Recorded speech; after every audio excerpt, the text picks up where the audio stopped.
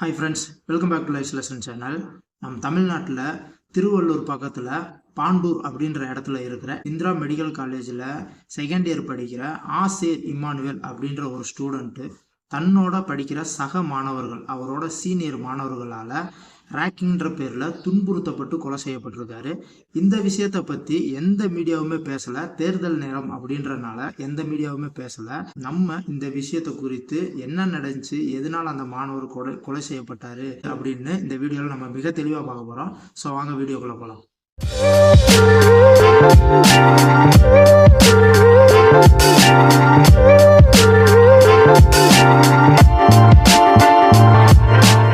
திருவள்ளூர் மாவட்டம் பாண்டூர் அப்படின்ற இடத்துல இருக்க இந்திரா மெடிக்கல் காலேஜில் செகண்ட் இயர் படிச்சுட்டு வந்தவர் தான் இந்த ஆசேர் இம்மானுவேல்.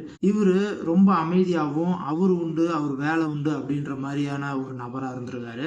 இவர் படிப்பில் மட்டும் கான்சன்ட்ரேட் பண்ணுற ஒரு நபராக இருந்திருக்காரு. இவர் தனிமை அதிகமாக விரும்பியிருக்காரு. தான் உண்டு தான் வேலை உண்டு படிப்பு உண்டு அப்படின்னு இருக்கிற ஒரு நபராக இருந்திருக்காரு.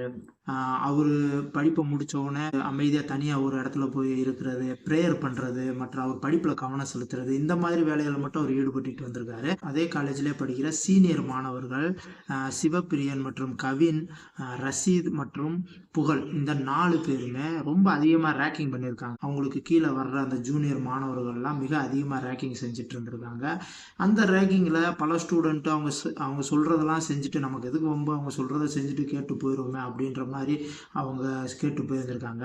ஆனால் அவங்க பண்ணுற ஒரு சில ரேக்கிங் விஷயம்லாம் ரொம்ப தவறாக இருந்ததுனால இந்த ஆசிரியர் இம்மானுவேலுக்கு அதில் உடன்பாடு இல்லை. இந்த சீனியர் மாணவர்கள் என்ன சொன்னாலும் அதெல்லாம் காதிலே வாங்காத மாதிரி இந்த காதில் வாங்கிட்டு இந்த காதில் விட்டுட்டு அவர் வேலை உண்டு அவர் உண்டுன்னு அமைதியாக இருந்திருக்காரு. அதை பார்த்த இந்த 4 பேருக்குமே ரொம்ப அதிகமாகவே ஒரு காண்டு. என்னடா இவன் நம்ம என்ன சொன்னாலும் அதுக்கு அடிப்படையே மாட்டானே, அமைதியாக அவன் உண்டு அவன் வேலை உண்டுன்னு இருக்கிறானே, இவனை எப்படியாவது ஏதாவது ஒன்று பண்ணணும் அப்படின்ற மாதிரியான ஒரு ஆதங்கத்தில் அவனவே இவங்க டார்கெட் பண்ண ஆரம்பிச்சிட்டாங்க. அவனை கூப்பிட்டு துன்புறுத்துறது, அவனை வேணும்னே கூப்பிட்டு போய் எங்களுக்கு சாப்பாடு வாங்கிட்டு வா அப்படின்றது. இன்னொரு விஷயம் என்னன்னா, இந்த 4 பேருக்குமே குடிப்பழக்கம், சிகரெட் பழக்கம், போதை பழக்கங்கள்லாம் அதிகமாக இருந்திருக்குது. அந்த காலேஜில் கஞ்சா பழக்கம், போதை பழக்கம், சிகரெட் பழக்கம்லாம் அதிகமாக சப்ளை ஆகுது அப்படின்ற ஒரு குற்றச்சாட்டு இருக்குது. ஸோ அதனால இவனுங்களுக்குள்ள அந்த புழக்கமும் அதிகமாக இருந்திருக்குது. இவனுங்க அந்த சிகரெட் வாங்குறதுக்கு சரி, சாப்பாடு வாங்குறதுக்கு சரி, அப்புறம் மதுபானங்கள் வாங்குறதுக்குலாம் இந்த பையனை அதிகமாக யூஸ் பண்ணியிருக்காங்க. இவனை இல்லைன்னா நாங்கள் அப்படி செஞ்சிருவோம் இப்படி செஞ்சிருவோம் மிரட்டியே இவனை ரொம்ப அதிகமாக டார்ச்சர் பண்ணியிருக்காங்க. ஒரு கட்டத்துக்கு மேலே இந்த ஆசிரியர் இம்மானுவேல் இவங்க சொல்கிறதெல்லாம் நீங்கள் சொல்கிறலாம் இனிமேல் கேட்க முடியாது, இதெல்லாம் எனக்கு ரொம்ப தப்பாகப்படுது, இதெல்லாம் என்னால் செய்ய முடியாது அப்படின்னு இவங்களை வந்துட்டு எதிர்த்து பேச ஆரம்பிச்சிருக்காரு. இது தாங்க முடியாத இந்த 4 பேரும் நாங்கள் சீனியராக இருக்கிறோம், நீ எங்களவே எதிர்த்து பேசுறியா அப்படின்ற ஒரு ஈகோவில் உன்னை நாங்கள் என்ன செய்கிறோம் பாருன்னு அவனை, அந்த ஆசிரியர் இம்மானுவேலை அடித்து துன்பப்படுத்தியிருக்காங்க. அவர் அடி தாங்க மாட்டாமல் இவங்ககிட்ட இருந்து தப்பிக்கிறதுக்கு ஃபர்ஸ்ட் ஃப்ளோர் செகண்ட் ஃப்ளோர்ன்ட்டு அவர் ஓடிட்டே இருந்திருக்காரு. அவரை விடாமல் இவங்க பின்னாடியே துரத்தி நீ எவ்வளோ தூரம் ஓடுவ நாங்களும் பார்க்குறோம், நீ எங்கே தான் ஓடிடுவோன்னு பார்க்குறோன்ட்டு இவரை பின்னாடியே போயிருந்துருக்காங்க. அவங்க அந்த ஆசிரியர் இம்மானுவேல் எப்படியாவது தப்பிக்கணும் அப்படின்னு சொல்லிட்டு 5வது ஃப்ளோர் வரைக்கும் ஏறி இருக்காரு. அதுக்கு மேலே அவர் மூச்சு வாங்க முடியாது இருக்கவும் இந்த 4 பேரும் அவனை பிடிச்சி அடித்து 5வது மாடியிலேருந்து கீழே தள்ளி விட்டு கொலை செஞ்சுருக்கானுங்க. பார்த்தீங்களா? ஒரு ஸ்டூடெண்ட்டு சீனியர், ஒரு 3rd இயரோ இல்லை 4th இயரோ படிக்கிற ஸ்டூடெண்ட்டு, அவனுங்களுக்கு என்ன வயசு இருக்கும், ஒரு 20 வயசு இருக்குமா, இல்லை அதிகபட்சம் ஒரு 21 வயசு இருக்குமா, அவனுங்களுக்கு ஒரு கூட படிக்கிற சக மாணவனை அந்த ஈகோவில், அவனுங்க அந்த கௌரவத்தில் அவன் எதிர்த்து பேசுனது தாங்க முடியாமல் ஒரு மாணவனை கொலை செய்கிற அளவுக்கு துணிஞ்சிருக்கானுங்கன்னா, அப்போ அவனுங்க ஒரு சாதாரணமாக அந்த போதை பழக்கத்துக்கு அடிமையாகாதவனுங்க யாருமே இப்படி செய்ய மாட்டாங்க. இந்த கஞ்சா, குடி, சிகரெட்டு மற்றும் மதுபானங்களுக்கு அடிமையாகிற ஒருத்தனால தான் இந்த மாதிரிலாம் பண்ண முடியும். ஒரு காலேஜில் படிக்கிற ஸ்டூடெண்ட்டுகளுக்கு நடுவில் இந்த மாதிரிலாம் ஒரு பழக்கங்கள் இருக்குது. இதை அந்த காலேஜோட நிர்வாகம் கேள்வி கேட்காம எப்படி அலோவ் பண்ணுச்சுன்னு எனக்கு தெரியல. இதில் முக்கியமான விஷயம் என்னன்னா, இந்த ஆசிரியர் இம்மானுவேல் அந்த 4 பேரும் என்னை ரொம்ப துன்பப்படுத்துகிறாங்க, இவங்க ரேக்கிங் பண்ணுறதே சரியில்லை, இவங்க ரொம்ப தவறான முறையில் பண்ணுறாங்க அப்படின்னு சொல்லிட்டு அந்த காலேஜ் நிர்வாகத்துக்கிட்ட அவன் கம்ப்ளைண்ட் பண்ணியிருக்கான். அது மட்டும் இல்லாமல் அவங்க வீட்டிலே அவங்க தாய் தகப்பன்ட்டையும் சொல்லி அந்த தாய் தகப்பனும் அந்த காலேஜில் போய் அந்த மேனேஜ்மெண்ட்டுகிட்ட பேசி இனிமேல் சரியாயிரும், எது நீங்கள் கவலைப்பட தேவையில்லை, இதெல்லாம் நார்மலாக எல்லா காலேஜ்லையும் நடக்கிறதா அப்படின்னு சொல்லி அந்த காலேஜ் நிர்வாகம் பேசி அனுப்பிச்சிருக்காங்க. ஆசிரியர் இம்மானுவேல் அதிகமாக சரி நம்ம எப்போ பார் கம்ப்ளைண்ட்டே பண்ணிக்கிட்டு இருந்தால் நல்லா இருக்காதுன்னு சின்ன சின்ன கொடுமைகள்லாம் அவர் அனுபவிச்சே வாழ்ந்துருந்துருக்காரு. அது தாங்க முடியாமல் இவனுக்கு ரொம்ப அதிகமாக மேலே போகும்போது தான் இவர் அவங்கள எதிர்த்தே பேசியிருந்திருக்காரு. அந்த காலேஜ் நிர்வாகம் சும்மா நார்மலாக கூப்பிட்டு வார்னிங் பண்ணாங்களான்னே தெரில, வார்னிங் கூட பண்ணாமல் அந்த ராக்கிங்லாம் சும்மா நார்மல் தான் அப்படின்னு அலௌட் பண்ணுற மாதிரியே நடந்திருக்காங்க. இன்னும் முக்கியமான விஷயம் என்னென்னா அந்த காலேஜுக்குள்ளே கஞ்சா போதை பழக்கங்கள், சிகரெட்டு மற்றும் மதுபானங்கள் இதெல்லாம் அது ஓப்பனாகவே அந்த ஸ்டூடெண்ட் யூஸ் பண்ணியிருக்காங்க. அதெல்லாம் அந்த காலேஜே அனுமதிச்சிருக்கு. ஏன்னு எனக்கு தெரியல. ஒருவேளை அந்த காலேஜ் இதெல்லாம் ஸ்ட்ரிக்டாக இருந்தால் அந்த காலேஜில் எந்த ஸ்டூடெண்ட் வந்து சேர மாட்டாங்க, நிறையா ஸ்டூடெண்ட் வந்து சேர்ந்து நம்ம நிறையா பணம் சம்பாதிக்கணுன்ற ஒரு எண்ணத்தினாலயா அப்படின்னு எனக்கு தெரியல. அந்த காலேஜில் இந்த மாதிரிலாம் நடந்திருக்குது. ஆசிரியர் இம்மானுவேல் மற்றும் அவரது பெற்றோர் இந்த மாதிரி காலேஜில் நடக்கிற தவறான விஷயங்களை காலேஜ் நிர்வாகத்திட்ட எடுத்து சொல்லும்போது இவங்களை சமாதானப்படுத்தி தான் அனுப்பிச்சிருக்காங்களே ஒழிஞ்சு அந்த ஸ்டூடெண்ட்டை இந்த காலேஜ் நிர்வாகம் கண்டிக்க தவறியதுனால இன்னைக்கு ஒரு கொலையே நடந்திருக்குது. இதுக்கு மேலே நடந்தது தான் இன்னும் மிக கொடுமையான விஷயம். தன்னுடைய மகன் இறந்த செய்தியை கேட்டு இவங்க தூத்துக்குடி மாவட்டத்தை சேர்ந்தவங்க அங்கேருந்து உடனே கிளம்பி திருவள்ளூர் மாவட்டத்தில் இருக்க இந்த இந்திரா காலேஜில் வந்து கதறி அழுதுகிட்டு திருவள்ளூர் தாலுகாவில் இருக்க அந்த போலீஸ் ஸ்டேஷனில் அவங்க போய் கம்ப்ளைண்ட் கொடுத்துருக்காங்க. இவங்க ஏற்கனவே நடந்த விஷயத்தெல்லாம் எடுத்து சொல்லியிருக்காங்க. அந்த காலேஜில் ராக்கிங் அப்படின்ற பேரில் தன் மகன் அனுபவித்த துன்பங்களை எடுத்து சொல்லியிருக்கிறாங்க. நான் ஏற்கனவே சொன்னேன் இல்லையா, அந்த 4 பேர் கவின், சிவப்பிரியன், புகழ் மற்றும் ரஷீது, இந்த 4 பேரால் என் மகன் ரொம்ப துன்பத்தை அனுபவிச்சிருக்கான், நானும் பலமுறை கம்ப்ளைண்ட்லாம் வந்து பண்ணியிருக்கோம்.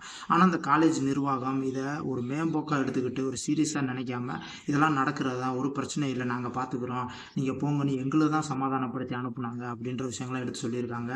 என் மகன் இப்படிப்பட்ட ஆள் கிடையாது, அவர் மேலேருந்து திட்டமிட்டு கொலை செய்யப்பட்டிருக்காரு, இந்த 4 பேர் மேலே தான் எங்களுக்கு சந்தேகம் இருக்குது, இது வந்துட்டு ஒரு கொலை வழக்காக தான் நீங்கள் எடுக்கணும் அப்படின்னு சொல்லி அவங்க கம்ப்ளைண்ட் கொடுத்துருக்காங்க.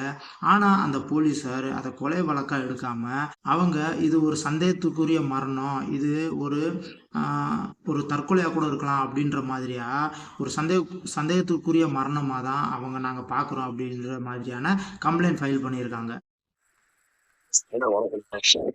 எப்படின்னா ஆசிரியர் இமானுவேல் வந்து என்னோட மாப்பிள்ள வந்து ஒரு 3 மாசமாவே சொல்லிட்டு இருக்கிறான். அவங்க காலேஜ்லயே வந்து கம்ப்ளைண்ட் பண்ணிட்டு இருக்கான். அந்த சீனியர்ஸ் வந்து பயங்கரமா ரேங்க் பண்ணிட்டு இருக்காங்க. டெய்லி நைட்டு கூப்பிட்டு அவனை விசாரிக்கிறாங்க, அடிக்கிறாங்க தேவையில்லாம. வந்து நான் காலில் இருக்கும் போதே அந்த பசங்க இவனுக்கு ஃபோன் பண்ணி இந்த மாதிரி சாப்பாடு வாங்கிட்டு வா, ஏதோ கேண்டீன்ல காசு கொடுத்து இவன் சாப்பாடு வாங்கிட்டு வரணும் போல 3 பேருக்கு. வாங்கிட்டு வரலன்னா என்னடா பண்ணுவாங்க, ஏன்டா அதெல்லாம் வாங்கி கொடுக்காதுன்னு சொன்னா இல்ல எல்லாம் ரூம்க்கு வந்து அடிப்பாங்க அப்படின்னு சொல்லிட்டே இருந்தா. நம்ம வேற யாரையாவது அனுப்புங்க அப்படின்னு சொன்னா அதுக்கும் இல்ல, நான் எதை சொன்னாலும் என்ன அடிப்பாங்க அப்படின்னு சொல்லி பயந்துட்டே இருந்தேன். இது வந்து 1 வாரத்துக்கு முன்னாடி உள்ள அவன் சொன்னது. அதே மாதிரி நேற்றுக்கு, அதாவது 8ஆம் தேதி மதியானம் நான் வந்து வேலையில இருக்கும்போது எனக்கு வந்து இன்ஸ்டாகிராம் மெசேஜ் அனுப்பியிருந்தான். நான் பார்க்கலன்னு எனக்கு காலும் பண்ணியிருந்தேன். இன்ஸ்டா பாருன்னு சொல்லிட்டு வச்சுட்டான். பின்னாடி கிளாஸ் நடக்கிற சத்தம் கேட்டுச்சு. ஒரு 2 மணி 2:05 இருக்கும். அதுக்கப்புறம் ஒரே ராகிங் ஃபுல்லா பண்ணியிருக்காங்க. 1:30க்கு வந்து அவனை பிடிச்சி அடிச்சிருக்காங்க. அன்னைக்கு அவன் மெசேஜ் அனுப்புறதுக்கு முன்னாடி அந்த பசங்களாம் வந்து ஒரு 1:30க்கு வந்து அவனை பயங்கரமா அடிச்சிருக்காங்க. அப்படின்ற பையனும் அந்த சுகப்பிரியன் பையனும் மெயினா அவனை அடிச்சிருக்கிறாங்க. அடிச்சு அவனை வந்து அங்க ஏதோ ஆன்லைன்ல வந்து ஏதோ கிளாஸ் நடக்கும்போது ஏதோ பிரச்சனை இருந்திருக்கு போல. அது இவன் தான் பண்ணான்னு வந்து அவனை வந்து ஒத்துக்க வச்சு அவனை வீடியோ எடுத்திருக்காங்க. வீடியோ எடுத்துட்டு போயிட்டு திருப்பி ஈவினிங் வந்து அடிப்பேன்னு சொல்லிட்டு போயிருக்காங்க. அதுக்கப்புறம் என்ன இருக்குன்னு தெரிய மாட்டேங்குது. 3 மணிக்கு வந்து அவன் வெளியே போயிருக்கிறான். யாரு அவனுக்கு ஃபோன் பண்ணி வெளியே வர சொன்னாங்க அப்படின்னு தெரியல. அவனை வந்து வெளியே வர சொல்லியிருக்காங்க. 3 மணி மாதிரி ஒரு 2:55 to 2:58க்குள்ள வெளியே போயிருக்கான். கிளாஸ் முடியறதுக்கு முன்னாடி 2 நிமிஷத்துக்கு அட்டெண்டன்ஸ் எடுக்கும்போது போயிருக்கான். அதுக்கப்புறம் என்ன நடந்திருக்குன்னு தெரியல. அவனை எப்படி அடிச்சாங்க, எப்படின்னா எங்க வச்சு அடிச்சாங்க எதுவுமே தெரியல. எல்லாத்துக்கும் சிசிடிவி எவிடன்ஸ் எதுவுமே இல்லை. எல்லாத்தையுமே வந்து சிசிடிவியே ஒர்க் ஆகல அப்படின்ற மாதிரி அவங்க காலேஜ் டிவி சொல்றாங்க. சிசிடிவி வந்து ஒர்க்கே ஆகல, எங்க காலேஜ்ல சிசிடிவியே ஒர்க் ஆகல அப்படின்ற மாதிரி சொல்றாங்க. அதுல என்னென்ன பண்றாங்கன்னு தெரிய மாட்டேங்குது. இந்த மாதிரி எப்படி அடிச்சு இது பண்ணாங்கன்னு தெரியல. பிள்ளைய 5ஆவது மைல்ல இருந்து குளிச்சுட்டாங்கன்னு சொல்லி அதை மறைக்க பாக்குறாங்க காலேஜ்ல இருந்து, இந்திரா மெடிக்கல் காலேஜ்ல. அதனால 5ஆவது மைல்ல இருந்து குளிச்சுட்டான்னு சொல்லி சொல்றாங்க காலேஜ்ல இருந்து, சூசைட் பண்ணிட்டான் அப்படின்னு. ஆனா 5ஆவது மைல்ல இருந்து குதிக்கிறதுக்கு வழியே இல்லை, எல்லாமே க்ளோஸ்டா இருக்காங்க. வெளியே திறந்து பாக்குறது கூட ஒரு வழி கிடையாது. எப்படி சொல்றாங்கன்னு தெரிய மாட்டேங்குது. உம் உம் ஏன் இப்படி பண்றாங்க அப்படின்னு கேட்டா, அந்த காலேஜ் நிர்வாகி அந்த இந்திரா அப்படின்ற அவரோட கணவர் தான் அந்த காலேஜ் நிர்வாகி. அவரு அங்கு உள்ள எம்எல்ஏக்கள் மற்றும் உயர் அதிகாரிகள், காவல் அதிகாரிகள் எல்லாருடையும் மிக அதிகமான ஒரு பழக்கத்திலையும், மேலும் பெரிய கையா மிக அதிகமா ஒரு பழக்கம் வச்ச ஒரு ஆளா இருக்கிறனால, அவரு பேச்ச கேட்டுக்கிட்டு அவரோட சேர்ந்து காவல் அதிகாரிகள் மற்றும் அங்கு உள்ள லோக்கல் எம்எல்ஏ, அந்த டிஎம்கே எம்எல்ஏ விஜி ராஜேந்திரன், இவங்க எல்லாமே ஒரு கூட்டா இருக்கிறாங்க. மேலும் இது மட்டும் இல்ல, இவங்க எல்லாம் சேர்ந்து அந்த காவல் அதிகாரி டிஎம்கே எம்எல்ஏ விஜி ராஜேந்திரன் அவர்களும் இந்த காலேஜ் நிர்வாகியும் இவங்க 3 பேர் சேர்ந்து மகனை இழந்த அந்த தாய் தந்தை கிட்ட போய் பேரம் பேசுறாங்க, சமரசம் பண்றாங்க. ஒன்றும் இல்லை, இதனால நீங்க வந்துட்டு இதெல்லாம் வெளியில எதுவும் சொல்லாதீங்க, நீங்க இதை இப்படியே மூடிருங்க, உங்களுக்கு தேவையான உதவித்தொகையை நாங்கள் தாரோம் அப்படின்னு பேரம் பேசுறதும் சமரசம் பண்றதுமா இருக்கிறாங்க. ஆனா மகனை இழந்த பெற்றோருக்கு எவ்வளோ காசு கொடுத்தாலும் ஈடாகுமா? அவங்க இல்லை, நாங்கள் இதை விட போறது கிடையாது, எங்களுக்கு இப்படி தான் நாங்கள் கம்ப்ளைண்ட் பண்ணுவோம், கம்ப்ளைண்ட் ஃபைல் பண்ணுவோம் அப்படின்னு அவங்க உறுதியா இருந்திருக்காங்க. அப்படி இருந்த அவங்க மேல இவங்க மேலும் எரிச்சல் அடைஞ்சு கோவப்பட்டிருக்கிறாங்க. முக்கியமா அந்த காலேஜ் நிர்வாகி அவரு மகனை இழந்து தவிக்கிற அந்த பேரண்ட்ஸவே இவங்க திரும்ப மிரட்டியிருக்காங்க. சரி, இதுதான் இன்னைக்கு நம் நாட்டோட நிலைமை. அவங்க பின்வாங்கவே இல்லை, அவங்களோட விஷயத்துல அவங்க உறுதியா இருந்திருக்காங்க. அவங்களோட உறவினர்கள் மற்றும் அவங்களோட அக்கம் பக்கத்தினர் எல்லாத்திட்டையுமே அவங்க போய் இவங்க சொல்லியிருக்கிறாங்க. இவங்க அந்த நிர்வாகம் அந்த கொலையாளி 4 பேர்த்தையுமே காப்பாற்ற நினைக்குது. அந்த நிர்வாகத்துக்கு கண்டிப்பா தெரியும் என்ன நடந்துச்சுன்னு. அவங்க வாயை திறந்தா மட்டும்தான் இதோட உண்மை புரியும். அதனால என் மகனுக்கு இதுல ஒரு நீதி கிடைக்கணும் அப்படின்னு சொல்லிட்டு இவங்க வெளியில சொல்லியிருக்கிறாங்க. அந்த காலேஜ்ல போதைப் பொருட்கள் ரொம்ப சகஜமா பயன்படுத்தப்படுது அப்படின்ற குற்றச்சாட்டையும் முன் வச்சிருக்கிறாங்க. இதை குறித்து எந்த ஒரு மீடியாவுமே பேசல. ஏன்னா இதுல ஆளுங்கட்சி எம்எல்ஏ இன்வால்வ் ஆயிருக்கனால.